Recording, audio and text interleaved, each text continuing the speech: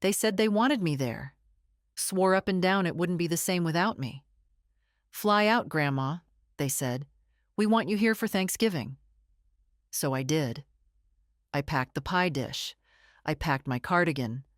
I packed every ounce of softness I had left. And then I waited. I was at Gate 3A of Minneapolis-St. Paul Airport, standing beneath the arrival sign with my wheeled suitcase beside me, coat folded neatly over one arm. People bustled past with flowers, balloons, little kids holding signs. Some were hugging, some were crying. All of them were being claimed. I stood like a misplaced package. The flight had landed 42 minutes ago. I had checked. Twice.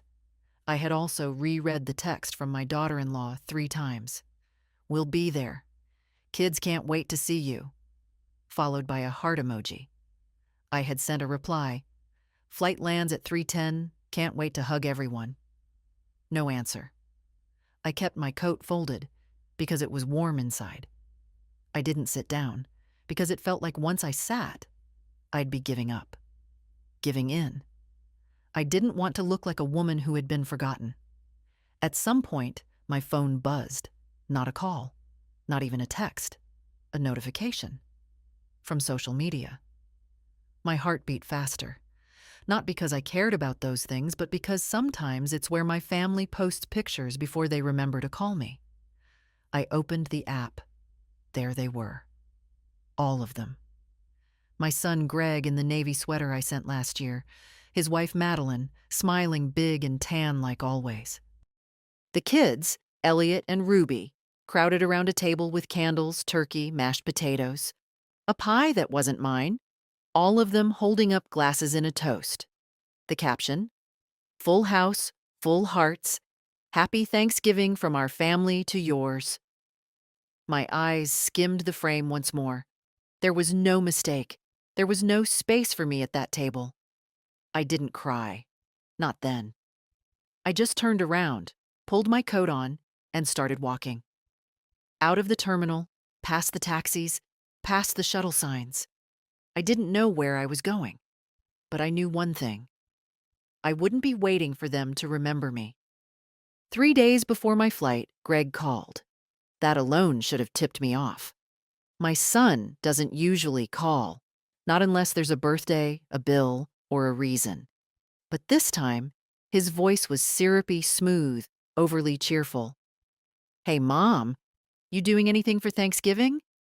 I told him I was planning to stay home.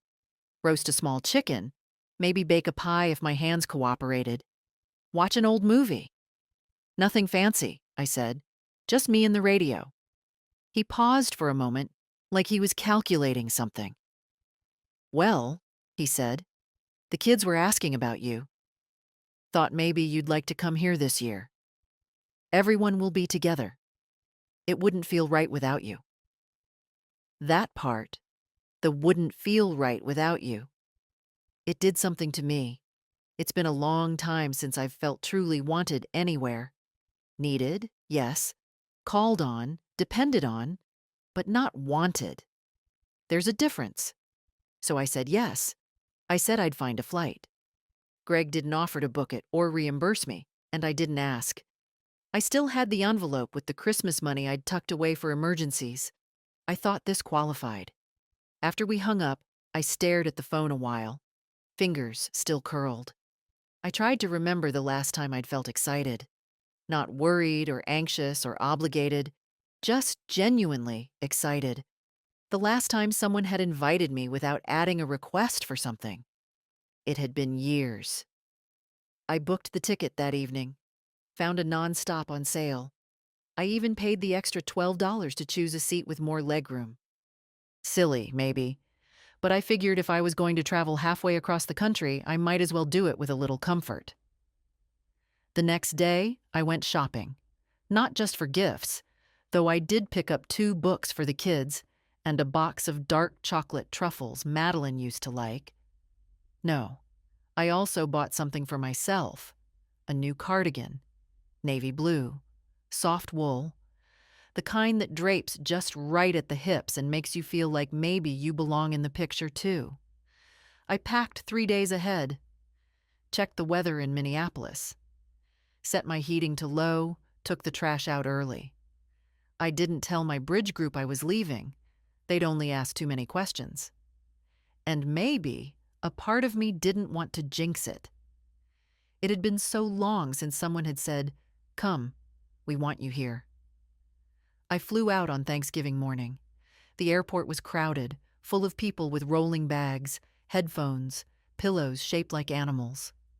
I smiled at a baby across the aisle, shared a look with another older woman reading a paperback, both of us with our hands in our laps, both with stories unspoken. When the plane landed, I smoothed down my skirt and brushed crumbs off my lap. I had brought my good shoes, the black ones with a tiny heel. I wanted to look like the kind of woman you invite. And I believed I was. Until I wasn't. The walk from baggage claim to the exit felt longer than usual. Maybe it was the weight of the suitcase. Maybe the weight of something else entirely. I rolled my bag past the coffee kiosks, the families reuniting, the young woman crying with joy into her boyfriend's shoulder. I didn't feel bitter then. Just displaced.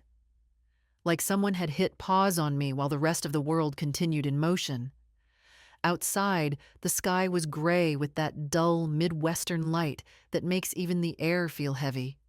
My phone was still quiet. No texts, no missed calls. I checked the time again, 3:54 p.m. Thanksgiving dinner probably wouldn't start until 5 or 6. Maybe they were busy. Maybe the kids were being wild, or the turkey needed basting. There were a dozen reasons, all of them harmless. But even harmless reasons sting when you're standing alone at arrivals. I waited on the curb another 20 minutes before my knees began to protest. I sat on a bench. I watched strangers climb into cars that knew their names. I watched a woman in a puffy jacket bring her mother-in-law a hot chocolate and a hug. The mother-in-law looked older than me. That hug, brief, tight, real, landed right in the hollow part of my chest. At some point, I tried calling. Greg didn't pick up. I left a message. Said I'd landed. Said I was at the usual pickup point, outside door B, under the sign with the airplane on it. Said I hoped everything was okay and that I'd wait a little longer. But I already knew. I knew before I opened the app again. Before the photo loaded. Before I saw the cranberry sauce and the long wooden table and the caption about hearts being full. It wasn't the first time I'd been forgotten, but it was the first time I'd let myself admit that's what it was. I stood up, dusted off my coat, and pulled the suitcase behind me. No cab, no Uber, just me and the sidewalk. A man pushing a stroller offered a tired smile. I nodded back. Funny how in airports or outside them, you can sometimes feel more seen by strangers than your own blood. It was nearly 5 by then. The air had turned sharper, the kind of chill that slides under your collar and asks, "What now?" I didn't answer, just kept walking. My shoes weren't made for this much pavement, but I didn't stop. About a half-mile out, just past a car rental return, I saw it. A squat little building with a neon sign that said, "Tina's Diner." The eye flickered in and out. The windows were fogged up from the warmth inside. Someone had taped paper turkeys to the glass. I went in. The bell above the door jingled. Inside, the diner smelled like hot grease and cinnamon. Vinyl booths, yellowed menus, a counter with cracked stools. There were maybe 6 people inside. A man in a UPS jacket. An older couple eating in silence. A waitress with a short ponytail who looked up when I entered and said, "Happy Thanksgiving, hun." "Same to you," I said, surprised by the steadiness of my own voice. I picked a booth near the window, slid in. The seat was warm, the table was clean. I pulled off my coat. "Kitchen's slow today," the waitress said as she handed me a menu. "But we've got turkey and pie." "Pie sounds good," I said. "What kind?" She grinned. Pumpkin, pecan, or key lime? Pumpkin, and some tea, please. You got it. I looked out the window while I waited. My suitcase sat beside me, an obedient little dog. My phone, face down on the table, vibrated once. I didn't flip it over. The pie came. It was warm, with a dollop of whipped cream that leaned a little. The tea was strong and slightly bitter, just the way I like it. I took a bite, then another. It was the best piece of pie I'd had in years. Maybe not because of the spices or the crust. Maybe because, for once, I hadn't made it for anyone else. I ate slowly. I didn't rush. I didn't scroll. I didn't wait for anyone to show up and tell me it was all a misunderstanding. They weren't coming. Not today. Maybe not ever. And still, there I was. Whole. Breathing. Sitting at a booth under paper turkeys, letting the heat return to my fingers. When the waitress brought the check, she asked, "Want another slice to go?" I thought about it for a moment. Then I nodded. "Yes. For later?" She winked. "Best decision you'll make all day." I smiled, not because it was funny, but because she was right. The air bit sharper as I stepped back outside. The little white bag with my second slice of pie dangled from one hand, and my suitcase rolled behind me with a soft, plastic rattle. I didn't have a plan. No hotel booked. No one waiting. But somehow I didn't feel lost. Not exactly. There's a kind of peace that comes when you finally stop expecting the people who hurt you to fix it. The wind picked up as I walked. It wasn't far to the nearest budget motel. I'd seen the sign while trudging from the airport, Valley Inn, weekly rates available. Nothing fancy. A square, low-slung building with beige paint and a vending machine by the front door. But it had lights on, and right now, that was enough. Inside the lobby, a man behind the counter was watching a football game on a tiny TV. He glanced up when I entered, his face a map of boredom and fryer grease. "Need a room?" "Yes, just for one night," I said. "Single?" I looked down at myself. My good shoes were scuffed from the walk. My cardigan smelled faintly of airplane. I nodded. "Single." He slid a form across the counter. ID and card. I handed them over. While he typed, I glanced at the TV. Some team in red and gold was losing badly. The man didn't seem to care. "Room 114, he said, sliding me a key on a flimsy ring. "End of the row." I took it, thanked him, and wheeled my suitcase down the sidewalk. The room was just what I expected.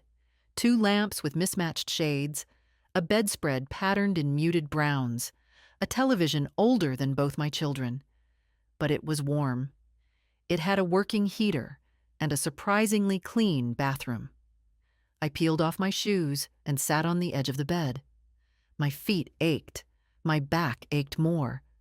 But my heart, the part that should have been shattered, felt oddly intact. I stared at the phone for a long time before turning it back over. 3 missed calls from Greg, 2 from Madeline, a single text. "Mom, where are you?" No apology, no explanation, just confusion, as if I had disappeared, as if I were the one who forgot to show up. I didn't reply. Instead, I unzipped my suitcase, took out my notebook, the one I use for grocery lists and thoughts I never say out loud, and wrote something on a fresh page. I am not spare. I am not extra. I am not a side dish at someone else's table. I stared at the sentence a long time. Then I underlined it. I could have cried. A year ago, 5 years ago, I would have. But tonight the tears wouldn't come. What came instead was an odd clarity, like stepping into cold water. Shocking, but clean. It wasn't just about this dinner, or the airport. It was the years that led up to it, the birthdays they skipped, the voicemails left unanswered, the last-minute invitations that always sounded like obligations, never joy. I remembered Christmas 2 years ago when Madeline called and said, "We'd love to have you over, if it's not too much trouble getting here." That pause in her voice, the way she said, "if." I made them a ham. I took the bus. I remembered Greg's 40th birthday. I sent him a leather wallet with his initials engraved. He sent back a group text that said, "Thanks for the gifts, everyone." I remembered Ruby's school play, how I'd found the live stream myself and watched on my little laptop with a glass of wine and a lump in my throat. She didn't know I was watching. Nobody mentioned it. And still, I kept showing up. Until today. Maybe it takes standing on the curb alone in a different city to see the shape of what's been there all along. I wasn't part of their life. I was an accessory. A convenience. A placeholder for when they needed to remember their better selves. I looked around the motel room. Ugly, honest, functional. It was the most honest place I'd been in years. I got up, made myself a cup of motel tea using the plastic coffee machine, and sat cross-legged on the bed with my second slice of pie. No china plate, no linen napkin, just a white paper bag and a plastic fork. And yet, it tasted like something I'd earned. The motel room's ceiling had a hairline crack that ran above the bed like a road map. I stared at it while the heater wheezed and kicked. Outside, I could hear the wind scraping at the siding and the occasional engine rumble from the freeway nearby. A man 2 rooms over was coughing, deep, wet, miserable. Somewhere, a toilet flushed. It wasn't a peaceful night, but it was an honest one. Around 2 a.m., I finally drifted off, the scratchy blanket pulled up to my chin, my notebook still open on the nightstand. I slept in the clothes I'd arrived in, too tired to change, too wary to unpack again. In the morning, I woke before the sun. It's a habit I never lost. Even after retirement, my body insists on being useful by 6 cows. I made another cup of weak coffee from the in-room machine and watched the sky lighten through the blinds. The pie was gone. The tea, too. But the quiet stayed. At 7:12, my phone buzzed. "Mom, I'm so sorry. There was confusion with the pickup. We thought your flight was tomorrow. Can you come to the house today? The kids really want to see you." Greg. No explanation for the photo. No mention of the dinner. No apology for posting a Thanksgiving without me in it. Just confusion. And, "Can you?" I stared at the message, then set the phone down. I didn't answer. Instead, I got dressed, brushed my hair, dabbed on a little lipstick. It wasn't about seeing them. I wasn't going.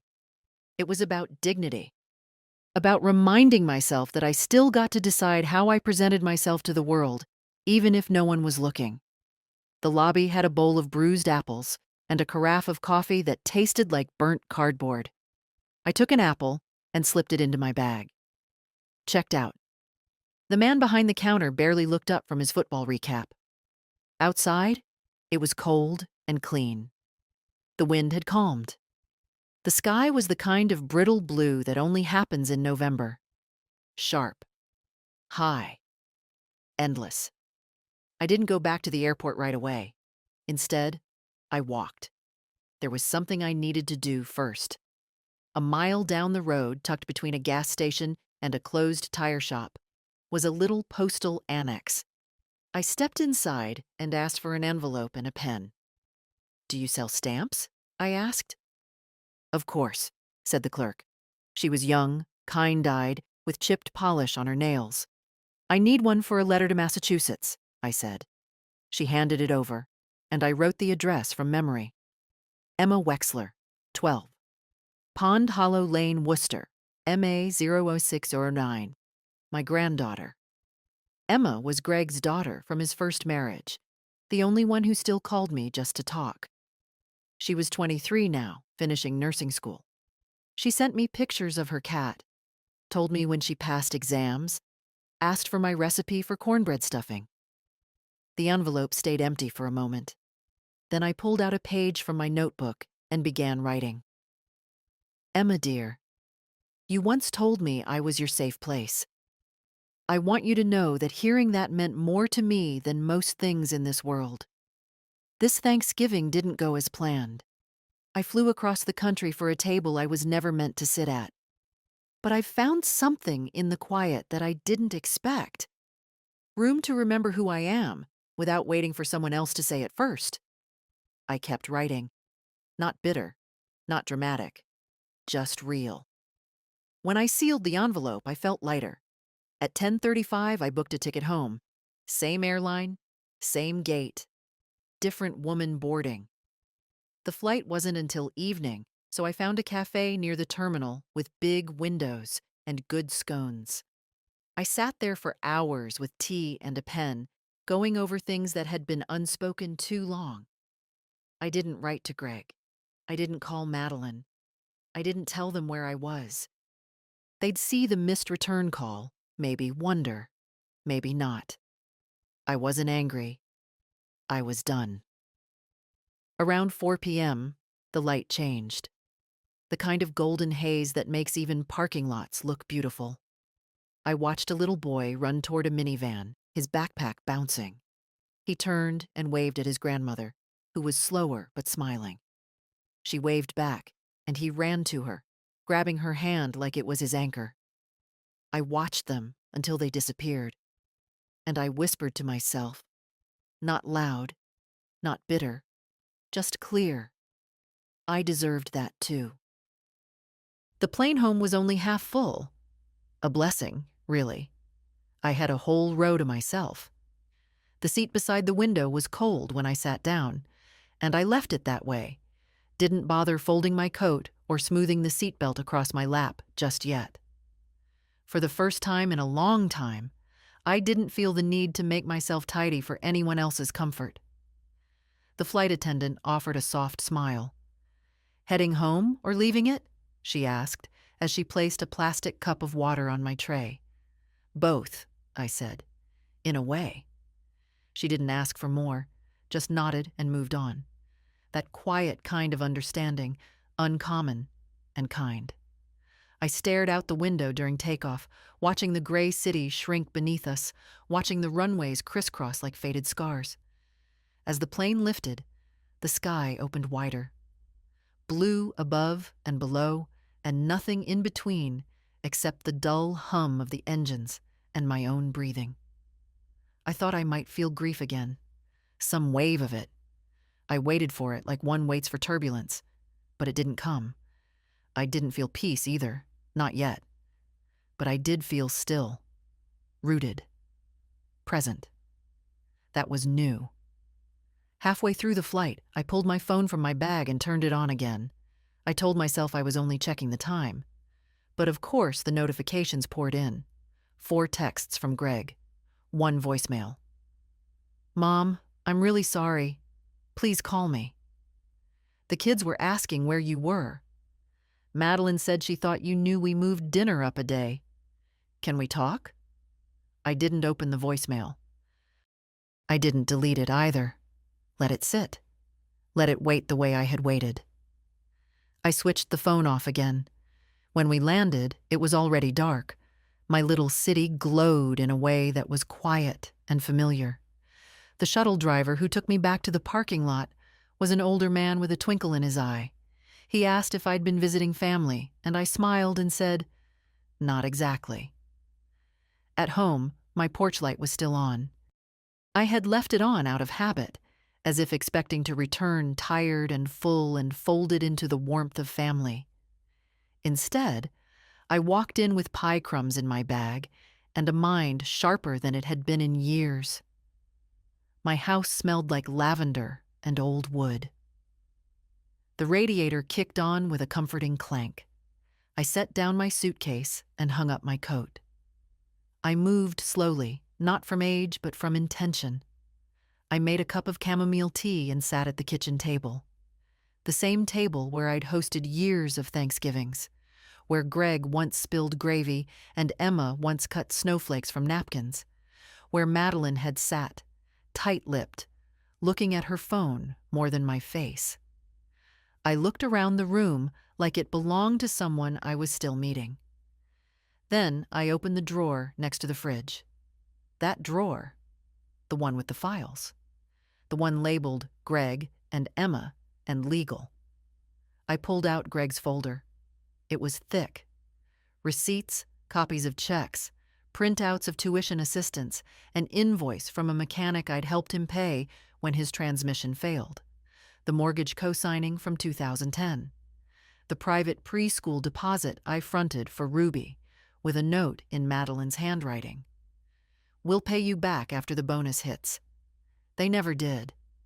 I turned each page carefully, like tending to wounds, not in anger, not even in sadness, in clarity. Then I reached for the thinner folder labeled Emma. Birthday cards, photos she'd mailed me, a printout of her college graduation announcement, handwritten notes in bubbly ink, a thank you for helping her cover a course fee, a postcard from Vermont. "Wish you were here. Fall is wild and wonderful." I closed both folders and sat back. Then I reached for my notebook. And this time, I didn't write feelings. I wrote a plan. The next morning, I was at the bank before the doors even opened. A light frost coated the steps, making them slick, but I climbed them slowly and steadily, wearing my oldest boots and that same navy cardigan. The cardigan didn't match my scarf, but I no longer cared about appearances. I cared about action. The teller, a young man with kind eyes and a nervous smile, greeted me with the kind of politeness people reserve for the elderly. "Good morning, Mrs. Wexler. How can we help you today?" "I'd like to speak with someone about my accounts," I said. "All of them." He nodded, glanced at a screen, then called into the back. A few minutes later, I was ushered into a glass-walled office with soft chairs and the faint smell of printer ink. A woman named Natalie introduced herself as my account manager. She looked like someone who did yoga at lunch and always had almonds in her purse. "What can I do for you today, Mrs. Wexler?" "I want to suspend all automatic payments, every one of them, starting today." She blinked. "All of them?" "Yes." She tapped a few keys, eyebrows rising slightly as she scanned the screen. "You have quite a few. Recurring transfers to family members, tuition payments, car insurance. Some scheduled gifts to charities as well." "Keep the charities," I said. "Stop the rest." There was a long pause. "Do you want to talk about why?" I looked at her. Really looked. And to her credit, she didn't fill the silence with fake concern. "No," I said. "I've already spent enough time explaining myself." She nodded. "Understood." While she worked, I sat in the quiet of that office and watched the world move outside the window. A mother wrangling a toddler into a car seat. An older man pushing a walker. A delivery truck idling too long. "Done," Natalie finally said. "Everything's been suspended. I'll prepare the paperwork for full cancellation if you want to come back in to sign tomorrow." "I will." She hesitated. "There's also a power of attorney on file. Gregory Wexler. Do you still want him to have access?" I felt my pulse slow, not rise.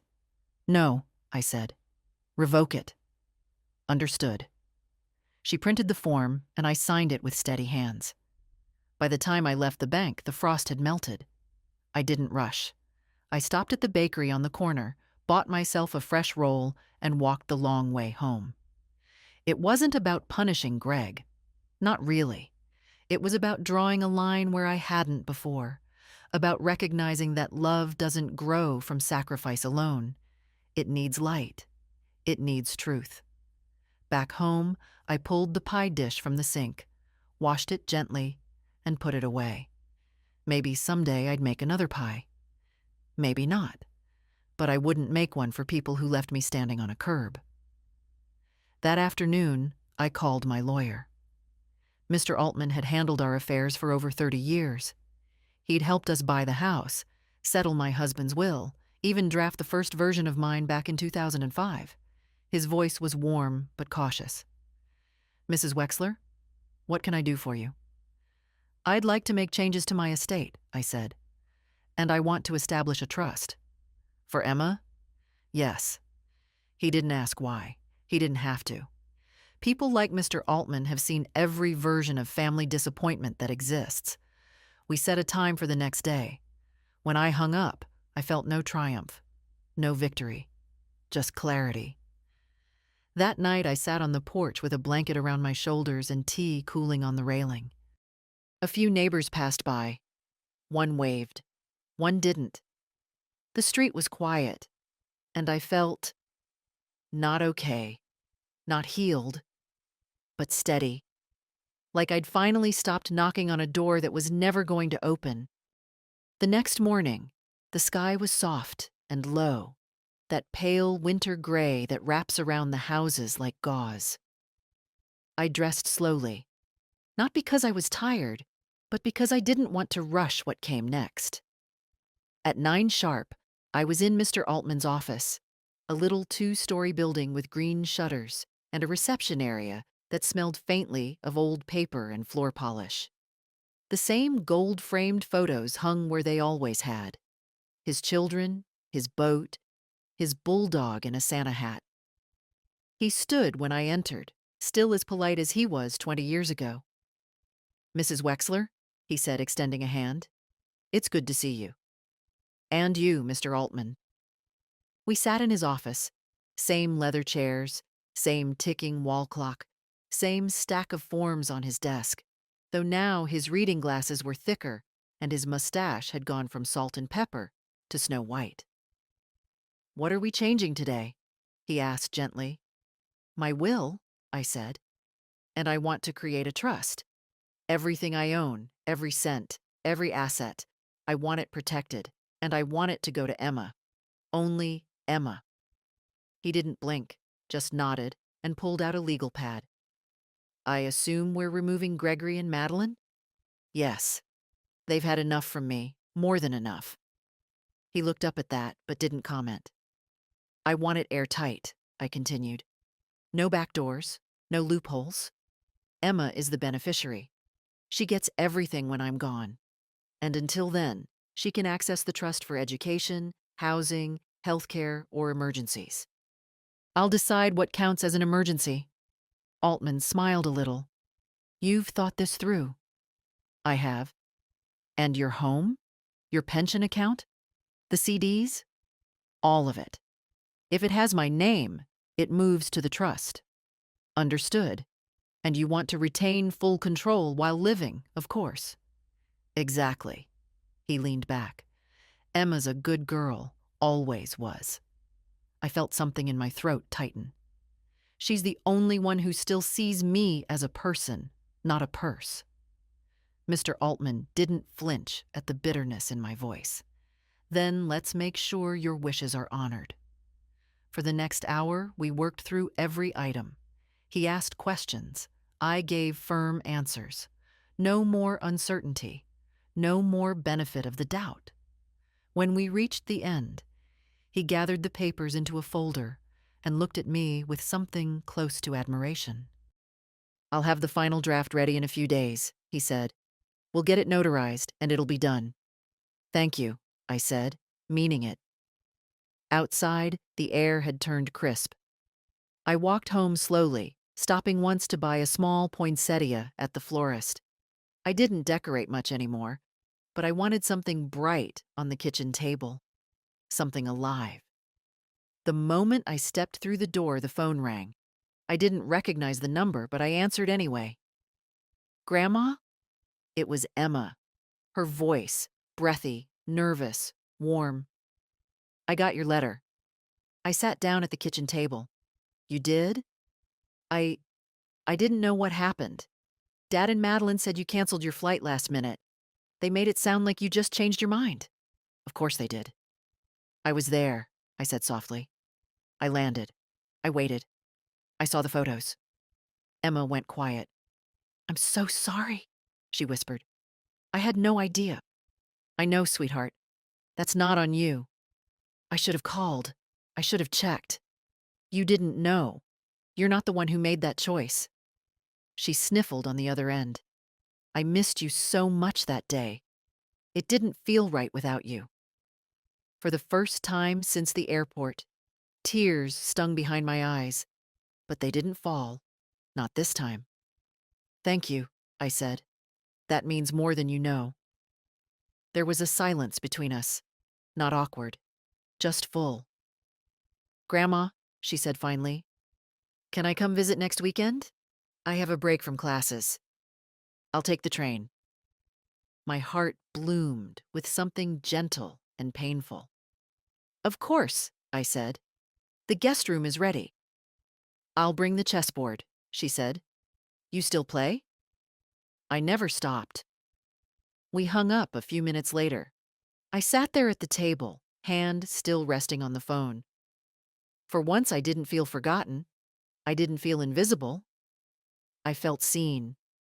That Saturday, just after noon, I stood at the train station in my warmest coat, watching as passengers stepped off the 1137 from Worcester.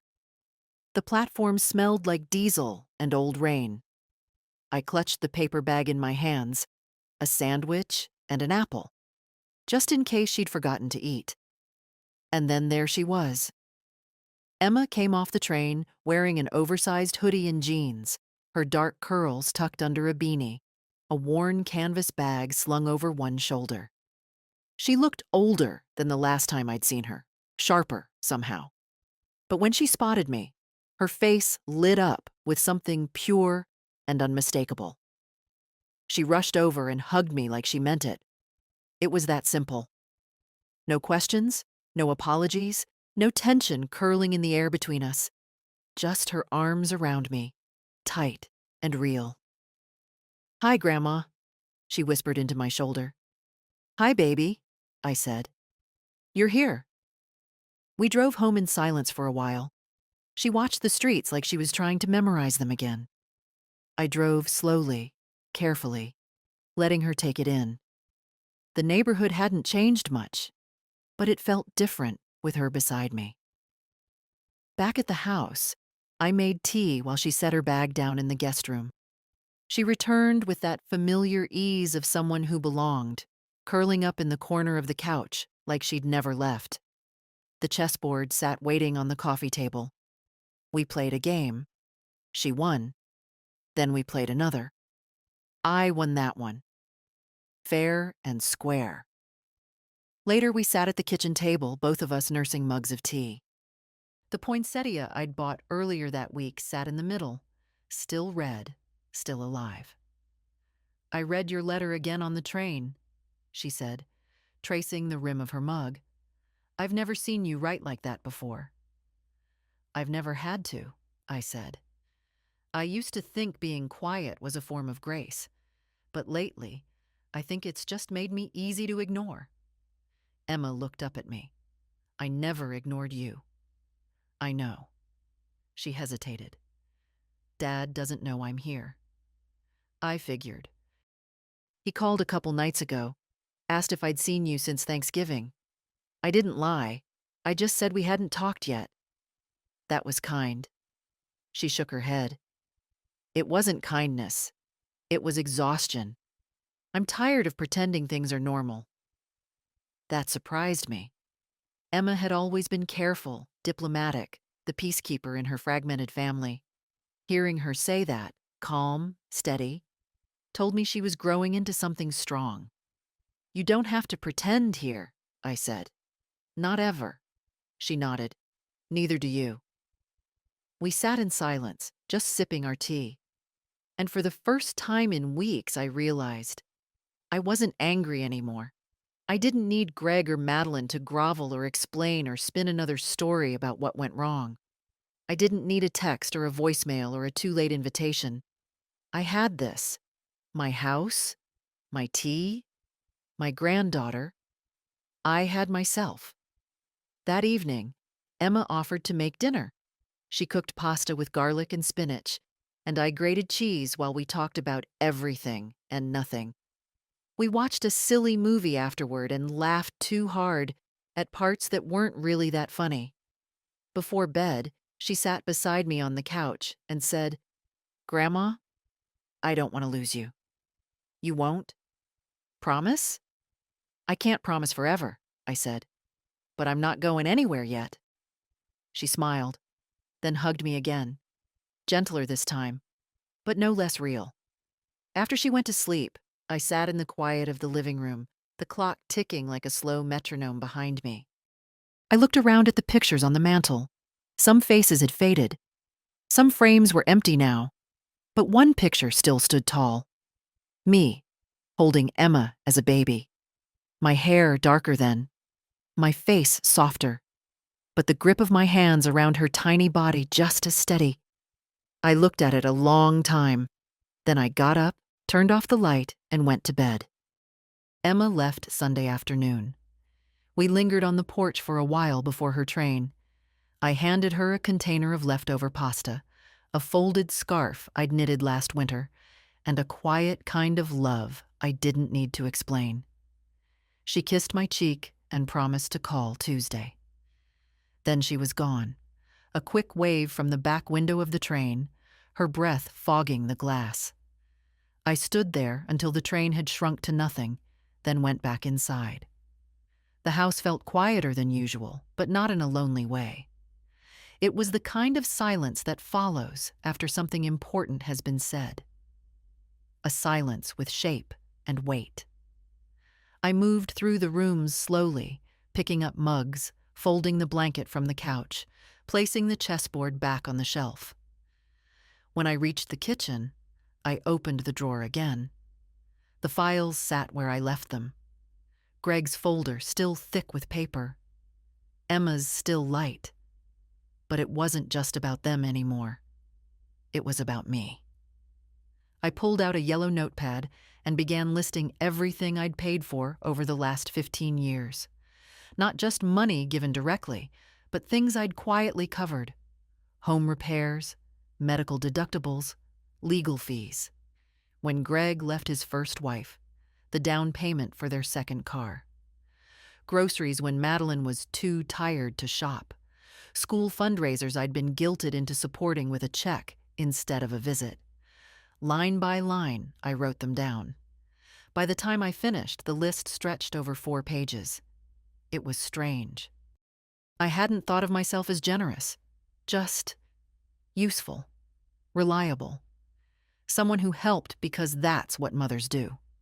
That's what I did. But looking at the numbers, I saw it clearly. I'd subsidized their life. And in return, they gave me politeness. Hollow birthdays, tired smiles. A chair near the coat rack when there was no room at the main table. I wasn't angry, not really. I was just done. At 3:17 p.m., my phone rang.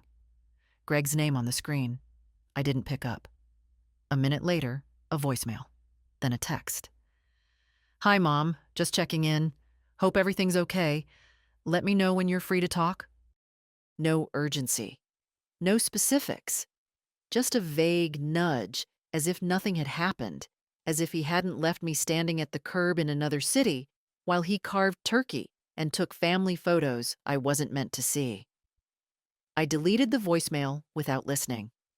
The text I left unread. That night, I lit a candle. It wasn't for any special occasion, just for stillness, for the quiet of the house and the way the light caught the edge of the kitchen counter. I poured myself a glass of wine, one of the good bottles I'd been saving for a real holiday. I set a single place at the table, heated a bowl of leftover soup, and I sat, not scrolling, not waiting, not hoping for the phone to ring. I sat in my own life.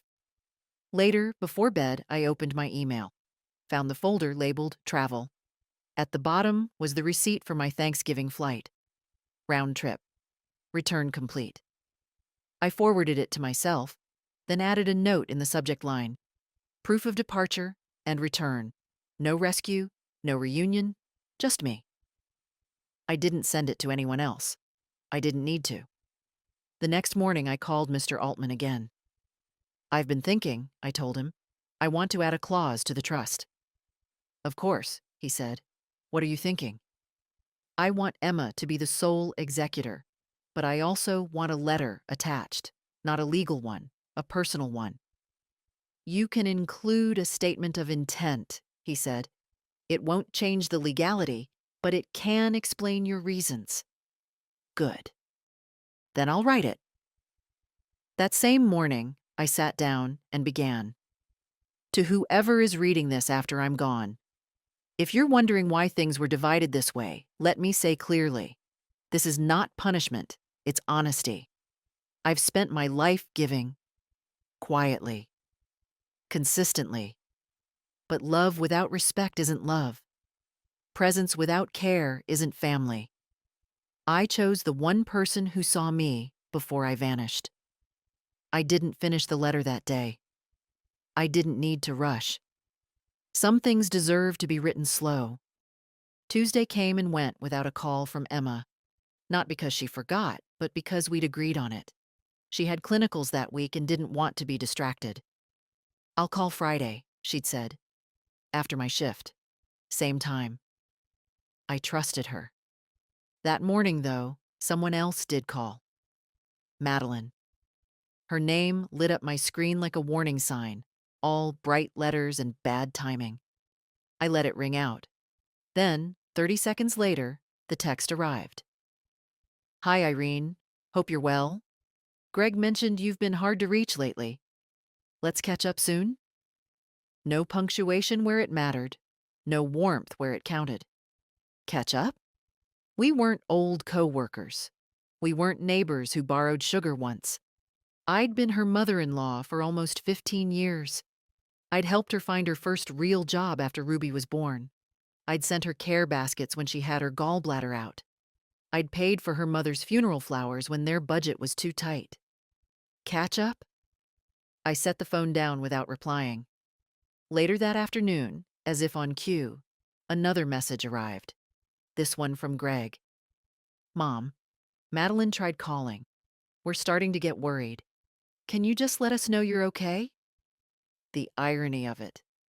They left me at an airport, but now they were worried. Not when I was standing with my suitcase and no pickup. Not when I was walking to a diner with frozen fingers. Not when they posted a photo that said everyone with their arms around each other and no seat left for me. But now, when silence echoed back to them, they panicked. Silence is powerful. It unnerves the people who are used to your noise. Your giving. Your yes. I kept the phone off for the rest of the day. That evening, I went through the attic. Not for any dramatic reason. Just to find an old recipe book Emma had once asked about, the one with my apple crisps scribbled in the margins. I hadn't been up there in years.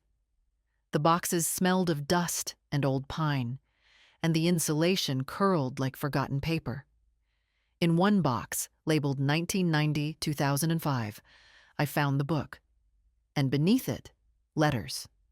Dozens of them. Cards from Greg as a teenager, drawings from Emma as a child, thank you notes from friends and cousins long moved away. A photo of my husband in his Sunday suit, holding a pumpkin pie like it was a prize. I sat down on the floor, cross-legged, and let the past rest in my lap. So many pieces of myself I'd stored away to make room for others. I thought about Greg as a little boy, how he used to insist on sleeping with his head against my chest because your heart is louder than the rain. How he'd cry if I left for work too early. How I taught him to tie his shoes with 2 loops instead of 1 because it made more sense to him. I had loved him so completely once. Maybe I still did. But love doesn't excuse neglect. And forgiveness doesn't mean return. Not always. I put the letters back carefully. Closed the box. And that night, when the house was dark and the world was quiet, I opened the notebook and added 2 more lines to the letter for the trust. I didn't want my final act to be polite. I wanted it to be clear. Emma, you saw me. Not out of obligation, not for what I gave, but because you chose to. That's what family is. Choice, respect, truth. The pen felt heavier than usual in my hand, but I wrote anyway. The next day, I drove into town and went straight to the notary. It was in the back of a shipping store, past shelves of bubble wrap and a rack of novelty greeting cards. The man behind the counter had kind hands and a long, careful way of speaking. His name tag said Dev. "I need to notarize a letter," I said, unfolding the pages I'd written, "and some trust documents my attorney prepared." He glanced at the first page, then back at me. "Big changes?" I nodded. "Long overdue ones." He didn't ask more, just handed me a pen and guided me through each signature with the quiet efficiency of someone who has seen all kinds of endings and beginnings pass across his counter. When it was done, I felt lighter. Not free, not yet, but clearer. Like the road ahead had fewer turns. I stopped by the grocery store after, picked up milk and oranges, a bunch of lilacs they'd marked half price. The kind of things you buy when life is steady again. When you're choosing your own peace, instead of waiting for someone else to hand it to you. At home, I set the flowers in the chipped vase near the kitchen sink. The scent of lilac spread slowly through the house, soft and certain. I took off my coat, folded it, and laid it over the back of the chair. My phone buzzed just as I was putting the groceries away. Greg. Again.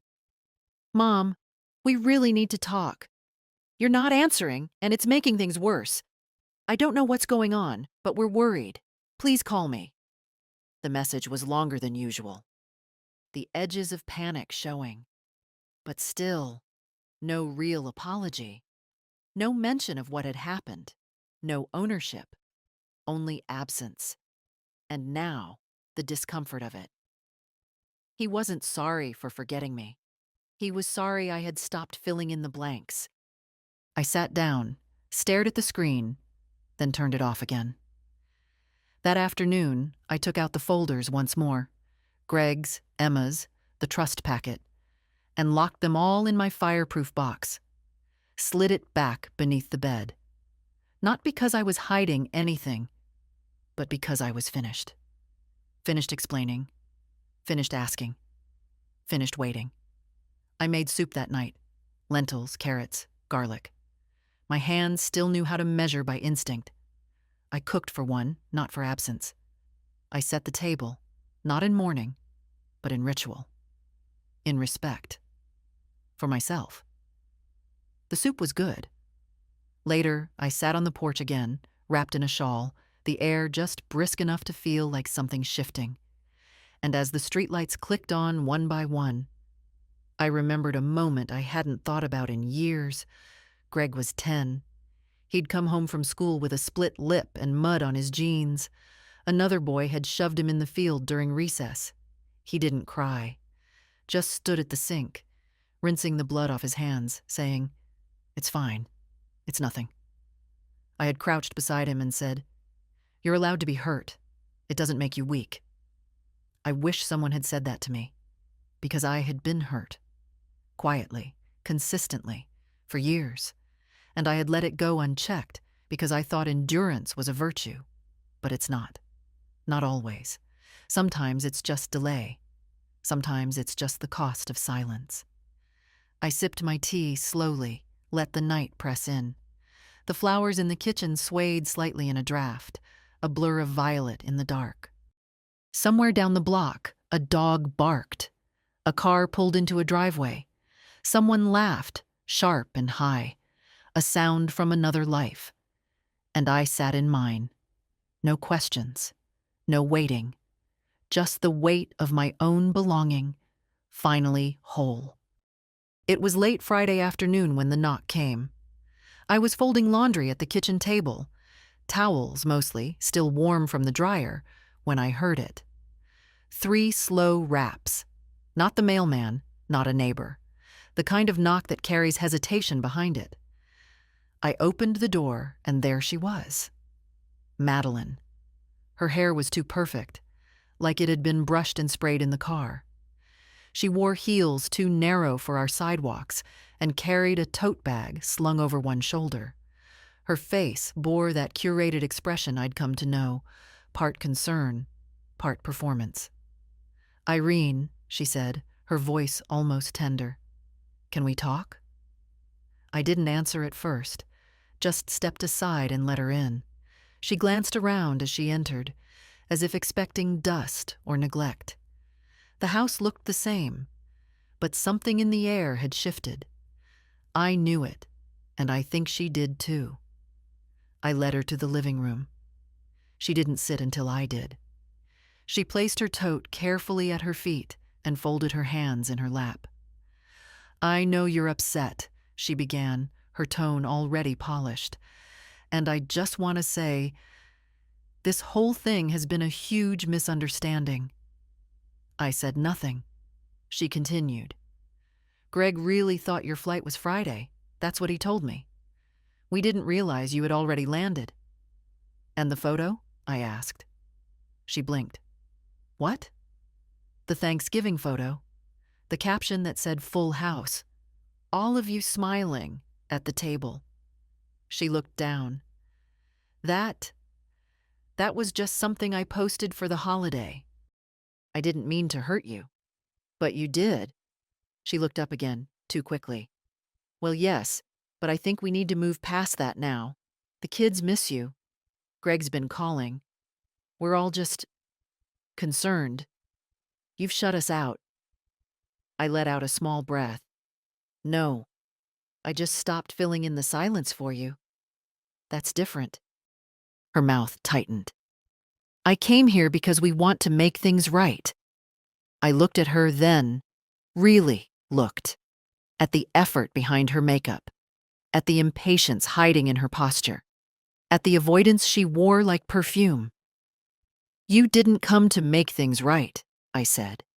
"You came to see if I was still useful." She straightened. "That's not fair." "But it's true." She glanced toward the hallway, as if Greg might appear and rescue her from this conversation. "I've given enough," I said calmly. "More than enough. And I've decided where the rest of it goes." That got her attention. Her eyes narrowed just slightly. "I'm not angry," I said. "I'm not bitter. I'm simply finished." "Irene," she said, and now her voice was tighter, colder. "This isn't like you." "I know," I said. "It's like me now." There was a pause. She shifted in her seat. "Does Greg know you've made changes?" "I imagine he's starting to suspect." Her face faltered. "And the house? Your accounts?" "Taken care of." The silence after that was dense, a kind of reckoning. Finally, she reached for her tote and stood. "Well," she said, her tone now clipped. "I'm sorry you feel this way." I smiled, just a little. "No, you're sorry I stopped accepting less than I deserved." She didn't reply, just turned and walked to the door. At the threshold, she hesitated.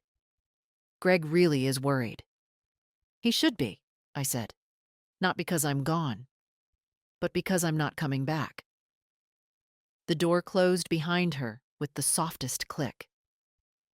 I stood there for a long moment, my hand on the knob, the air still humming from the exchange. Then I went back to the kitchen, finished folding the towels, lit a candle, made a cup of tea. The phone rang once that evening. Greg again. I let it ring, not out of cruelty, but because the silence finally belonged to me. Saturday came quiet. I woke early, not because I had to, but because my body had settled into a rhythm again, one not governed by expectation or the noise of someone else's schedule.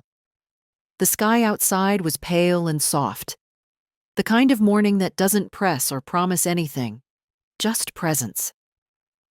I took my tea to the porch and sat under the faded quilt I kept draped over the back of the wicker chair. The steam rose slowly from the cup. Somewhere down the street, a child shouted, followed by the roll of a skateboard. Winter was still holding back, but not for long. I thought about Madeline's visit, not with regret, not with anger, just curiosity, as if I were watching someone else remember a conversation they'd never truly had.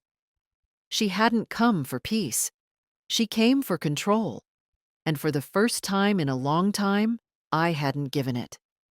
That was the victory, not in winning, not in being right, but in staying rooted, in no longer performing grace just to keep others comfortable. That afternoon, Emma called. Her voice came bright through the receiver. "Hi, Grandma. I'm on break, but I wanted to check in. How's your week been?" "Eventful," I said, sipping my second cup of tea. "But steady." She caught the tone. "Something happened?" Madeline stopped by. "Oh." She said she and Greg wanted to make things right. Did they? "No." Emma exhaled through her teeth. "I'm sorry." "Don't be." I wasn't surprised, but I wasn't shaken either. There was a pause on her end. Then she said quietly, "You sound different." "Do I?" "Stronger." "I think I am." We talked for a while. About her patients. About a paper she was writing. About the cat who'd knocked over her favorite lamp. The everyday things that form real lives. When we hung up, I didn't feel that familiar ache of absence. I felt connected, present, full. Later, I spent the afternoon going through the drawers in the spare room. Not out of urgency, but because I felt ready to decide what mattered. I found a set of linens I hadn't used in years. Emma might like those. A pair of earrings I'd once saved for Ruby's 16th birthday, before I learned gifts from me stayed unopened in drawers or disappeared altogether. I held the earrings a long time. Silver. Simple. Classic. I had bought them when Ruby was still a baby, imagining the moment she'd stand in front of a mirror, tucking them into her ears before a school dance. But now, they felt like symbols of something that was never mine to hold. I set them aside, not bitterly, just finally. That evening, I wrote in my notebook again. Not a letter this time, just a list. Things I no longer owed. Explanations. Second chances to people who waste first ones. Apologies for taking up space. A seat at a table that won't make room. Silence. And then, beside it, I wrote another list. Things I still have. My name, my peace, my mind, my home, my granddaughter's voice in my ear saying, "Stronger." I tore the page out and folded it in half, taped it to the back of the cabinet door beneath the sink, where only I would see it, where I kept the dish gloves and the extra sponges. A strange place for strength, but real. That night, I set the table for one again, but this time, I lit 2 candles. Not because anyone else was coming, but because I was there, fully. I sat down, spooned out my soup, and whispered. Not for drama, not for pain, but because it needed to be said. I'm still here. And I was. I spent the first Sunday of December decorating the porch. Nothing elaborate, just a simple pine wreath with a red ribbon and 2 strings of warm white lights along the railing. I didn't do it for neighbors or nostalgia. I did it because I wanted the house to glow. For me. For once. Inside, I put on a kettle, turned on the old radio, and let the slow jazz drift through the rooms. I used to decorate for the kids. Stockings with their names, cookies shaped like stars, and the old felt angel Emma once made in kindergarten. But this year, there would be no stockings, no extra chairs, no waiting. This year, I lit the fire early and set one place for tea. My own. By the time the sun dipped behind the houses across the street, the phone rang. It was Greg again. I answered this time. "Mom?" His voice was thinner than I remembered. "I'm here," I said. Calm. Steady. There was a pause. "I didn't think you'd pick up." "I know." Another pause. Longer. "I saw the paperwork." he said finally. From the attorney, the trust, the changes. I figured you would. His breath caught, like he'd expected a different tone. I don't understand. After everything. Exactly, I interrupted. After everything. He went quiet. You mean the money, he said eventually. I mean the pattern, I replied. The forgetting, the late calls, the missing birthdays, the airport, the photo. That wasn't intentional. No, I said. It was worse. It was convenient. There it was. The truth, out loud, without apology. You're punishing us, he said. But it came out less like an accusation and more like a hope that I might deny it. Reassure him. Fold. No, I said. I'm releasing myself. From obligation. From old loyalties that only moved in one direction. From the guilt I'd carried so long, I'd forgotten what lightness felt like. I never thought it would come to this, he muttered. I know. His voice broke. We're still your family. No, Greg. I was your family. You haven't been mine in a long time. And with that, we ended. Not with shouting, not with resolution. Just with a truth said quietly enough to echo for years. I hung up, stood at the window and watched the street lamp flicker on.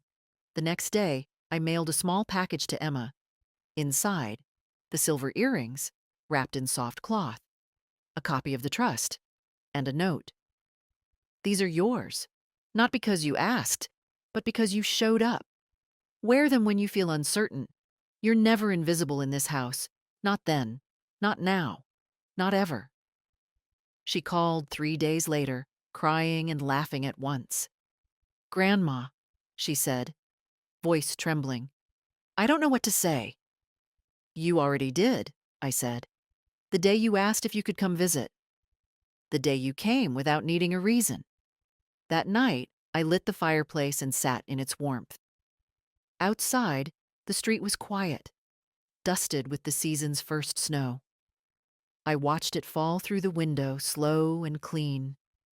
And I thought about all the Thanksgivings that had come before. The ones I cooked through pain. The ones I sat through quietly. The ones I was invited to as an afterthought. And then this one, the one I gave myself.